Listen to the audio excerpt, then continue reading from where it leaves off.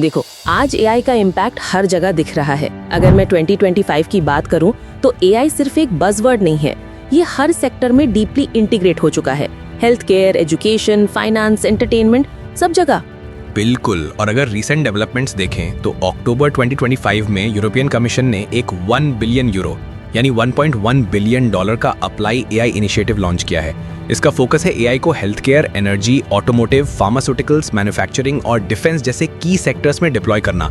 इससे ईयू अपनी strategic autonomy भी मेंटेन करना चाहता है। हेल्थ केयर सेक्टर में तो एआई का यूज नेक्स्ट लेवल पे पहुंच गया है। पर्सनलाइज्ड मेडिसिन, ड्रग डिस्कवरी और पेशेंट केयर सब कुछ एआई ड्रिवन हो रहा है। एडवांस स्क्रीनिंग सेंटर्स एआई की वजह से डिजीजेस को पहले डिटेक्ट कर पा रहे हैं, जो पहले पॉसिबल ही नहीं था। और एनर्जी सेक्टर में भी एआई का रोल काफी क्रूशियल हो गया है। Smart grids, energy optimisation, predictive maintenance, ये सब एआई की वजह से एफिशिएंट हो रहा है। रिन्यूएबल एनर्जी सोर्सेज को इंटीग्रेट करने में भी एआई हेल्प कर रहा है, जिससे ओवरऑल एनर्जी एफिशिएंसी इंप्रूव हो रही है। लेकिन एक इंटरेस्टिंग चैलेंज भी है। एआई ड्रिवन डेटा सेंटर्स का पावर डिमांड 2030 तक 10 फोल्ड बढ़ने का फोरकास्ट है, स्पेशली नॉर्थ अमेरिका में।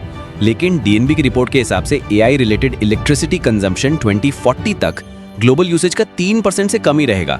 मतलब ग्रोथ तो है, लेकिन अभी मैनेजेबल है। हाँ, और इस डिमांड को हैंडल करने के लिए data centres renewable energy sources adopt कर रहे हैं। गोल्डमैन सैक्स के मुताबिक 2023 से 2030 तक डेटा सेंटर्स का पावर डिमांड 165% तक बढ़ सकता है, जिसमें से 40% रिन्यूएबल एनर्जी से पूरा किया जाएगा। कुछ कंपनीज तो न्यूक्लियर एनर्जी और इवन अपने खुद के पावर प्लांट्स एस्टैब्लिश कर रही हैं। स्पेस बेस्ड डेटा सेंटर्स का कॉन्सेप्ट भी काफी फैसिनेटिंग है। जेफ बेजोस ने बोला है कि अगले 10 से 20 साल में gigawatt scale data centres space में बन सकते हैं, जहां अनइंटरप्टेड सोलर पावर और नेचुरल कूलिंग का एडवांटेज मिलेगा। अभी ये थ्योरेटिकल है, बट इमेजिन द पॉसिबिलिटीज। लेकिन एआई का इकोनॉमिक इम्पैक्ट भी इक्वली इम्पोर्टेंट है। यूएस सेनेट डेमोक्रेट्स की एक रीसेंट रिपोर्ट के मुताबिक अगले 10 सालों में यूएस में लगभग 100 मिलियन जॉब्स एलिमिनेट हो सकती हैं एआई और ऑटोमेशन की वजह से। लेकिन वर्ल्ड इकोनॉमिक फोरम के हिसाब से 2030 तक एआई से 170 मिलियन नए जॉब्स भी क्रिएट होंगे, जो 92 मिलियन लॉस्ट जॉब्स को बैलेंस करेंगे। नेट गेन देखा जाए तो 78 मिलियन जॉब्स का इंक्रीज होगा। हाँ, और हर डेमोग्राफिक पे इसका इम्पैक्ट अलग अलग होगा। मैकिंजी ग्लोबल इंस्टीट्यूट की रिपोर्ट के मुताबिक लो वेज अर्नर्स के जॉब्स एआई से रिप्लेस होने की प्रोबेबिलिटी 14 टाइम्स ज्यादा है। मतलब लो इनकम वर्कर्स को सबसे ज्यादा रिस्क है। और कुछ जॉब कैटेगरीज जैसे postal service clerks, executive secretaries, payroll staff, ये सबसे ज्यादा वल्नरेबल हैं। लेकिन AI development, data science, cyber security और मशीन लर्निंग इंजीनियरिंग जैसे नए रोल्स भी क्रिएट हो रहे हैं। इसीलिए अपस्किलिंग और रीस्किलिंग अब मैंडेटरी हो गया है। फोर्ब्स के एक आर्टिकल के मुताबिक 2030 तक 70% जॉब्स के लिए रिक्वायर्ड स्किल्स चेंज हो जाएंगी। तो कंटिन्यूअस लर्निंग अब सर्वाइवल का पार्ट है। इकोनॉमिक डिस्पैरिटीज को एड्रेस करने के लिए यूनिवर्सल बेसिक इनकम जैसे मॉडल्स भी प्रपोज हो रहे हैं। एक स्टडी के मुताबिक अगर एआई प्रोडक्टिविटी एग्जिस्टिंग ऑटोमेशन से 5-6 टाइम्स ज्यादा हो जाए, तो जीडीपी का 11% यूबीआई के लिए एलोकेट किया जा सकता है, बिना नए टैक्सेस या जॉब्स क्रिएट किए। लेकिन सिर्फ यूबीआई से काम नहीं चलेगा। Sustainable AI infrastructure, diverse data sets और स्ट्रॉन्ग एथिकल गाइडलाइंस भी जरूरी हैं, ताकि एआई के बेनिफिट सब तक पहुंचे।